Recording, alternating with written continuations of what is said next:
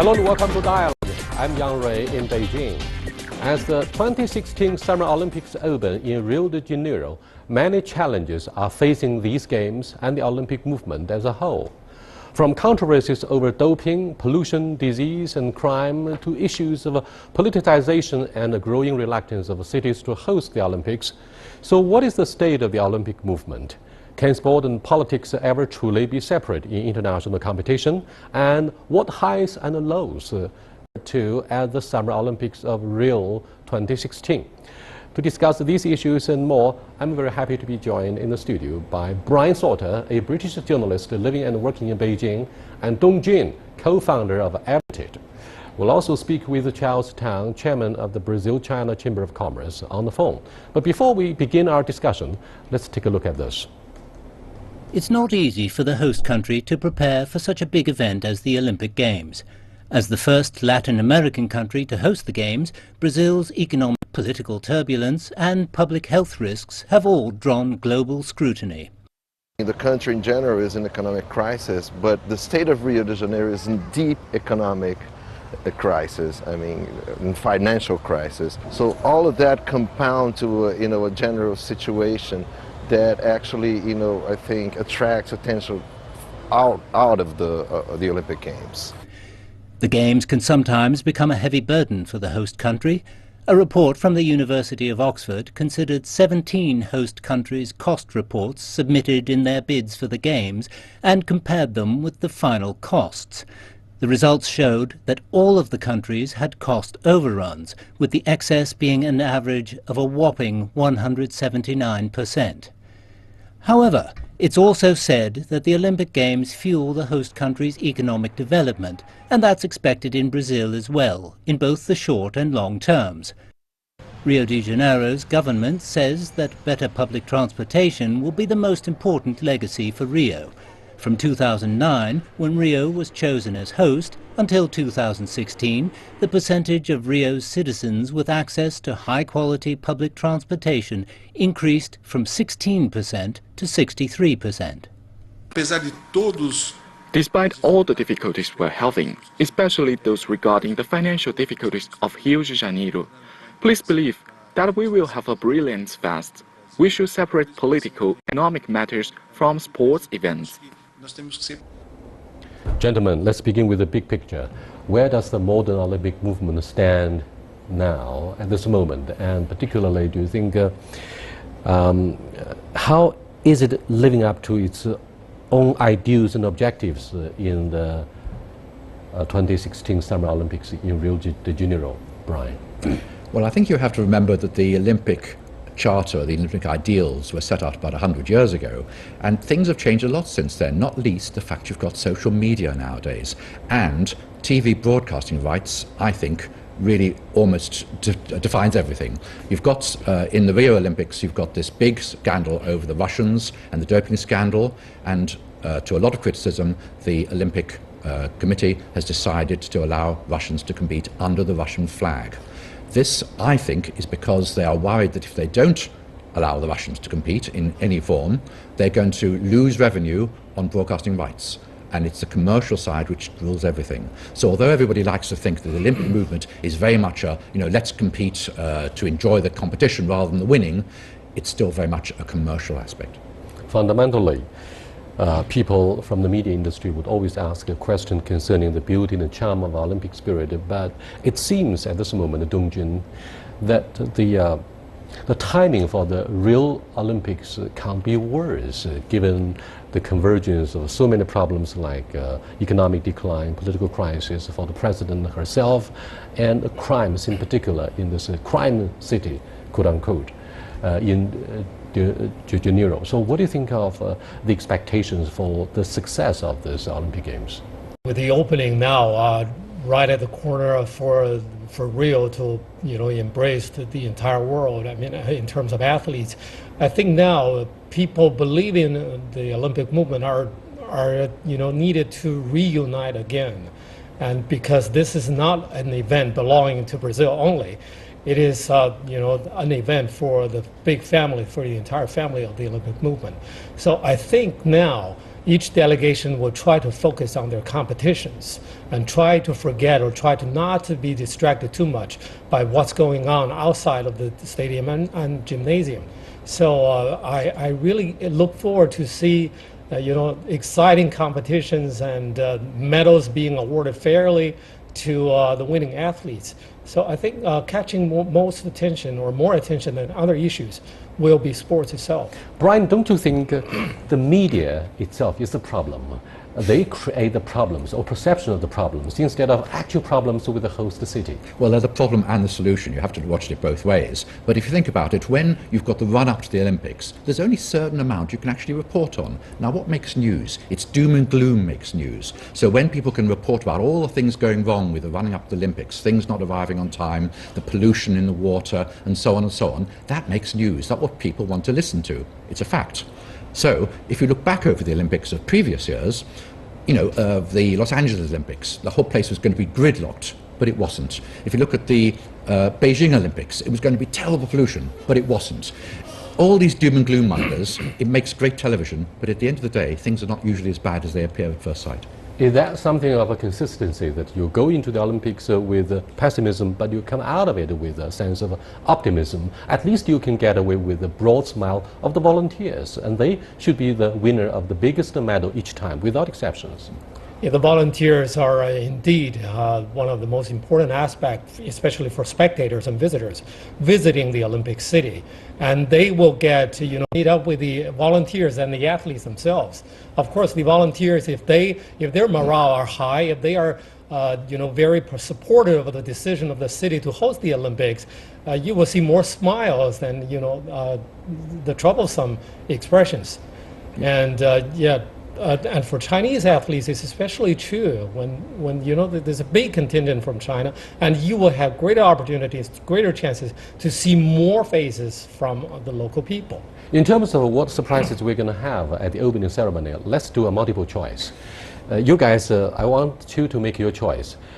3 options on the table. One, which would be most fascinating for you personally? One is perhaps a remote possibility that delegations from South Korea and North Korea would join hand walking into the stadium to give us a big surprise. It would be a big surprise, I think. The second choice might be a team without national flag. They walk under the Olympic flag, and actually they represent the refugees from around the world. And the third, perhaps, the Russian delegation. Now, which one would be your favorite? My favorite would be if the Russian delegation was actually banned, because I think it sent out a terrible sign already about what they think of drugs. I think the refugees is quite a nice idea. I'm not sure it achieves much, but it has a feel-good factor. The interesting thing in that case would be how much would that get coverage on the Middle Eastern TV stations, on the Islamic stations. Some of the Middle Eastern states are, shall we say, a bit embarrassed about their refugee record, and it may be interesting to see if they cover it or not. Not forgetting, of course, that the amount of, shall we say, bare flesh in kind of carnival, and which Rio is famous for, might also be upsetting some Islamic sensibilities. Perhaps the Germans would have a very strong mixed feeling when they look at the refugee delegation, because if you look at the latest performance of the approval rating of Chancellor Angela Merkel, that's a huge drop because of the terrorist attacks in such a quick succession. What do you think of your choice in this case? I wanted to be different from Brian, but in this case, attracting my attention would still be the margin of the Russian delegation. Now, with 271 athletes, not all of them will appear at the opening ceremony, of course. And I will not miss the delegation of refugees, but I don't think the joint Korean team will really happen. I think it'll be interesting to see if, when the Russians march in, how the audience reacts. Will it be boos? Will it be cheers? How will it react? And also how the athletes will react to their reaction. Yeah. Perhaps you have exaggerated the possible response from the audience and spectators towards the Russian delegation, because a lot of them would hate discussing, for example, politicization of the Olympic spirit. And Russia may have fallen victim to such a campaign of demonizing the Russian image. Having said this, what do you think of, or how do you rate the IOC handling of the doping scandal? Well, I think it is to me, it is the big of the IOC for many decades. I think it's more difficult even than trying to persuade a Western bloc to participate in the Moscow Olympics back in 1980 or the 1984 Los Angeles Games by the former Soviet bloc, because this is still inside the sports community. Although you can cite some political motives behind all the controversies and the tense environment, it is still purely inside sports. It's about doping. It's not about any political issues outside the sports community. So I think it's the IOC really faced the challenge of letting a unified family of the Olympic movement to be divided. And so that's why some IOC officials call this incident or the event destabilizing, and that is really true. And then they resort to someone like the former IOC president Juan Antonio Samaranch to be among the three final panelists to help decide the issue. Juan Samaranch is known for always saying in the host city of the opening ceremony of whatever Olympics, oh, this is the best, or this is one of the best opening ceremonies job. I've ever seen. To be a diplomat. Yeah, but I think that the IOC has missed a terrible opportunity this time. You could have sent out a very powerful message that drugs would not be tolerated at all. They could even have taken it further and said, apart from banning the Russian team as a whole, they could also have banned all previous athletes who have tested positive, and the public opinion would have been on their side. They wouldn't have been able to fight that. Now, you're going to say, okay, what happens to the athletes who haven't tested positive? It's unfair on them. But I think, therefore, they could easily have said, let those Russian athletes compete under a neutral flag. They can still have the honor of appearing in the games, but Russia, which actually instigated the doping in the first place, doesn't have its flag shown whenever there's any medal ceremony. That would have been a very powerful message. Okay, thank you very much. And let me cross over to Charles Tang, who's waiting on the line, on the phone. Let's take a look at how he comments on the performance of the opening ceremony in Rio. Hello, Charles. I'm sorry for keeping waiting. Young Ray. How are you? What are your expectations about the opening ceremony? Well, I think that the Olympics is being held in one of the most beautiful cities in the world, which is Rio de Janeiro, and really where I live. I think that the media, like that you mentioned, is over-exaggerating some of the problems that are happening in Brazil. There are problems, but it's not as bad as it's made out to be by the media. And I personally am quite happy to see that Russia delegation is going to participate, because you can't punish everyone for something that some of them are guilty of. So, to just punish these athletes who have been training for years, and it may even be reaching the age where it's the last Olympics they can participate because of the sins of the others. Excuse me, given the current adversity of your domestic politics and economic decline, President Rousseff is, of course, a powerful symbol of the whole country, and yet she is facing the impeachment, of course, and she is asked perhaps to keep a low profile. But what do you think of the implications of her appearance at the opening ceremony, and do you think she'll be trusted by your nationals? Well, I don't believe, I think she said she was not going to appear. So I don't think there will be this conflict of having two presidents who are not friendly to each other in the opening ceremony. Interim President Michel Temer is going to participate, and since the impeachment was defined, the economy already started stabilizing and improving. And once, by the end of this month, if the decision is to finally impeach President Dilma Rousseff, as it seems she will be out for good, then I think once the political instability is defined, Brazil is an enormously wealthy country, and it will start growing again.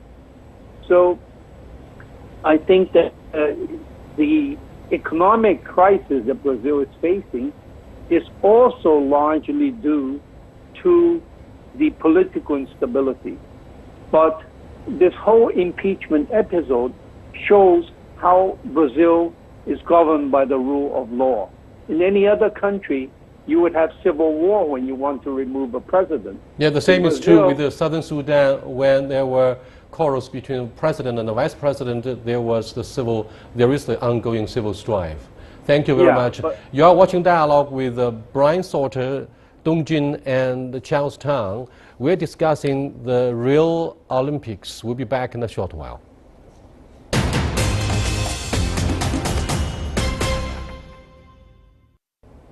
Welcome back. Let me get back to Charles. Hi, Charles.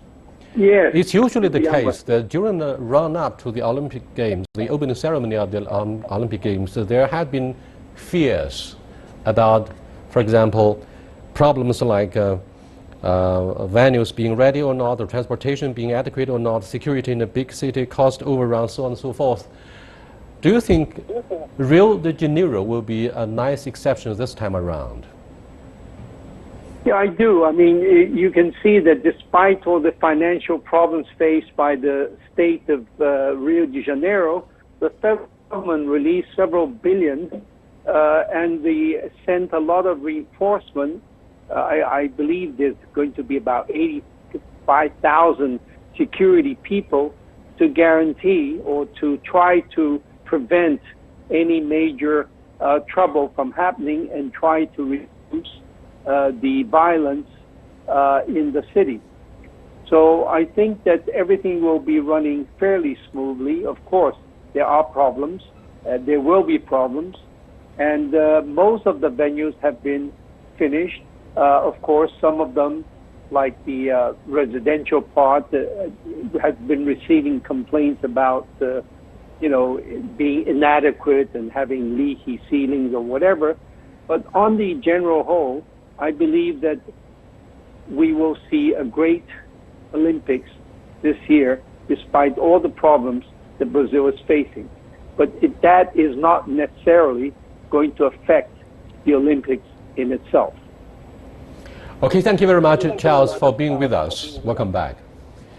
In this host city, or the Jesus city, Rio de Janeiro, what will be the big surprises in the opening ceremony? I'm talking about the comparison between different opening ceremonies, the 2008 Beijing Olympics, the 2012 London Olympics, and the Athens Olympics. And I was in Sydney in the year 2000 to cover the whole games, and I was so impressed by the way some of the chapters of the opening ceremony in Sydney were conducted, particularly about the image of the Aboriginal people. In the case of London, what could you tell us? I think very often people, when you were saying to them, what do you remember about the Beijing Olympics or the London Olympics, they don't remember necessarily the medals, they remember the opening ceremony. Now, the London Olympics, everybody remembers about James Bond coming out of the sky and the Queen, who was making a second appearance at the Olympics. They remember Mr. Bean.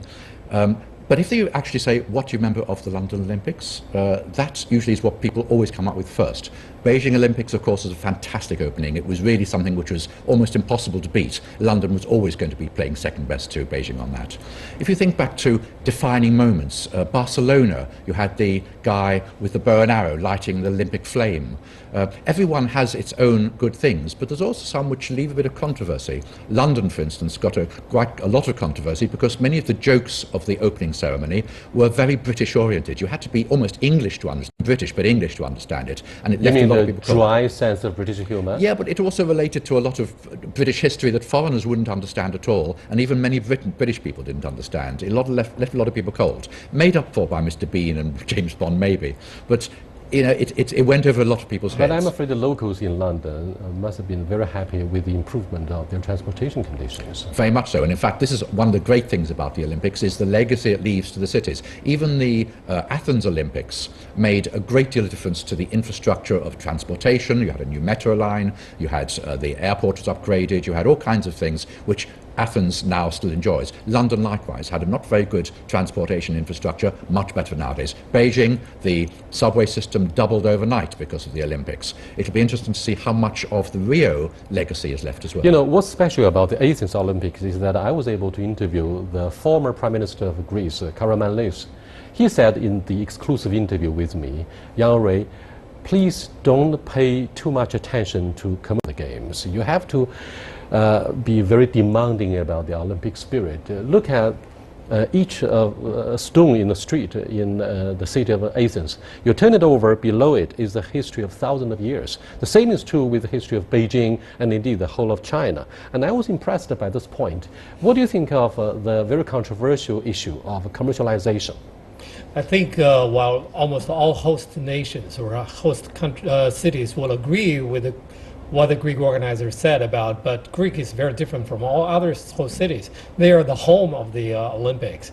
They would be the party to emphasize on that spirit. But for China, for Brazil, it's also very important to demonstrate your own national, characteristics. And people will look forward to what Brazilians will come up with, any dramatic scenes during the opening ceremonies.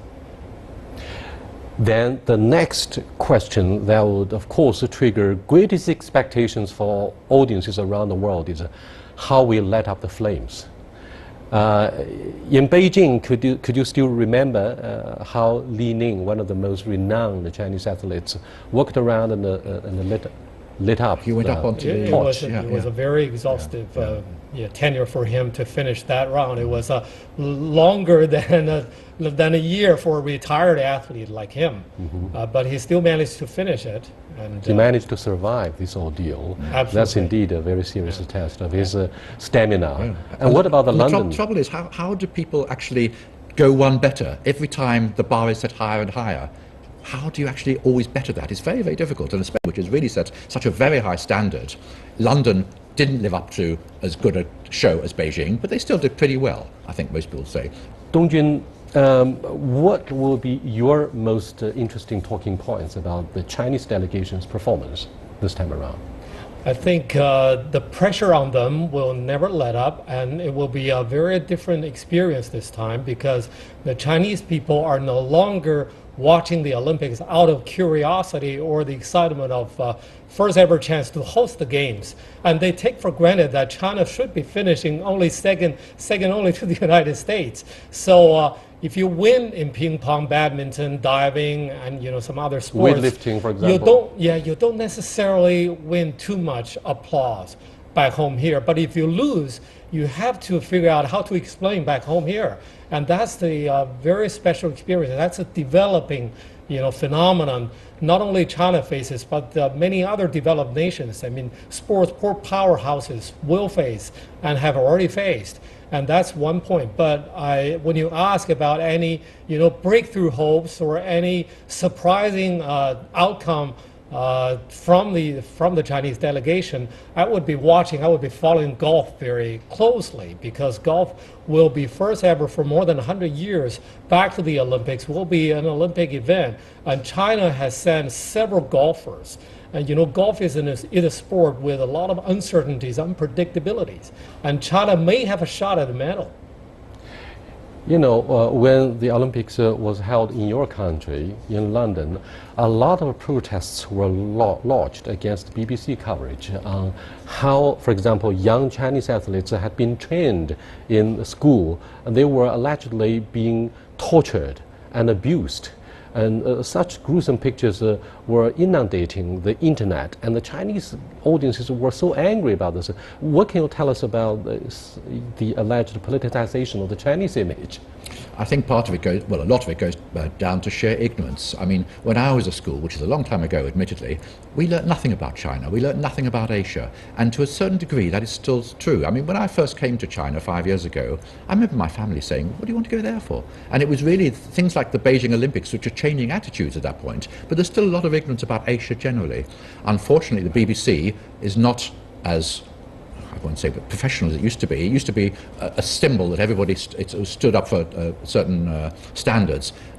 Standards have gone down because of cost cutting. They've sent a lot of stuff out to freelancers and commercialization. It's had its impact on it, and I think it's very sad. An important part of a competition is the performance of the spectators, right? Now, I remember back in the year 2000 in Sydney, the whole of the country in Australia rose to their feet when Inthorpe went so big and caused such a big splash in the pool. He's, of course, one of the best athletes, swimmers of the whole world. So what do you think of the issue of nationalism? Competition is always compared to mimic warfare. In China, do you think that our performance in Rio de Janeiro will show up the nationalist sentiment once again? You mean the Brazilians as a host nation toward their host athletes winning medals and winning races or competitions? I think it varies from one nation to another. I think the Brazilians have different temperament or different characters from the Chinese.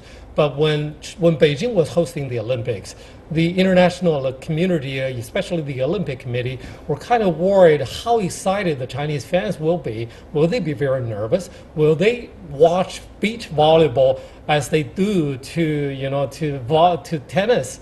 They need to keep quiet when the tennis players has to serve.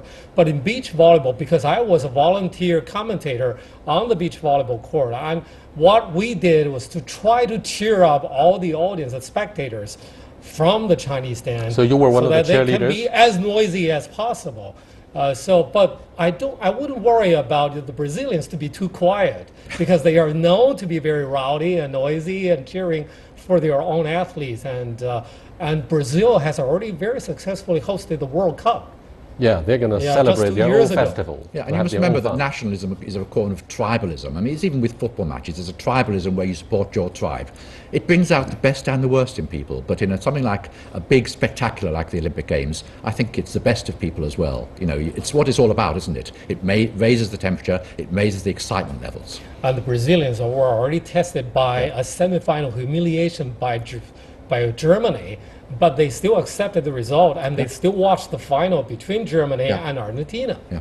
That's a very good sport. And we don't have enough time to talk about how severe our tests for the doping in China, because we went through such scandals in Japan, in the pool.